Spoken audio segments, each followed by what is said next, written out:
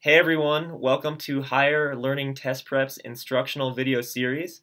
We're going to be looking at some of the most typical SAT and ACT problem types that you'll run into on the exam with the intention of showing you the best way to attack these problems. So let's get started right away with one of the most typical problems that you'll run into on the SAT math section. Okay, so this question asks if the equations above are true, which of the following is the value of y plus z? Now, normally what we would do to solve this problem in a typical math class is we would say, well, let's substitute here. Let's say with our bottom equation, let's figure out what 3x equals. We'll subtract y and subtract z from both sides. And we'd get something like 3x equals 14 minus y minus z. Then we could take this value right here that we have for 3x, we could put it up here, and then we could have a problem only in terms of y and z, which is what we want because our answers are in terms of just y and z. But on the SAT, there's an easier way to do this problem. It requires less time, and that is called stacking. So let's put that word right here so you can remember it. Stacking. So that's what we're doing. We're going to stack the problems. And in this case, they actually stacked for us.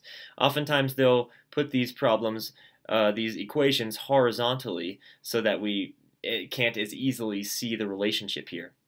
The deal is the SAT is trying to give an option for the really, really smart kids to see a pattern here, where the kids that are pretty smart but not quite 700 or 800 students may spend all the time to do the substitution.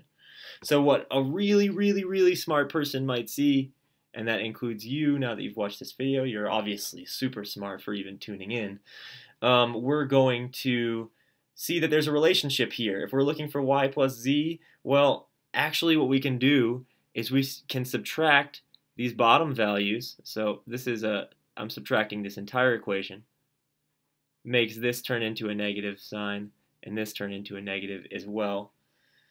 And I'm going to subtract this down here too. We're going to take away the whole bottom part from the top part, subtract the whole bottom from the top. So what happens is the x's cancel out, the y's, we get 2y minus 1y, which is just y. We get 2z minus 1z, which is just z. And we get 19 minus 14, which is just 5. So there's our answer right there using stacking. Now, the reason that you should use something like this is because even if you would have gotten the answer using substitution, what will happen is that you'll be spending more time substituting and doing things conventionally than if you do things this way using the stacking method. And again, the mentality of the test makers is that most students will not notice this pattern. They'll use the substitution, and only the smartest kids will save time by doing this method, thereby giving themselves time to do harder questions coming up later in the test. Okay, so that's stacking. Use it whenever you see two simultaneous equations.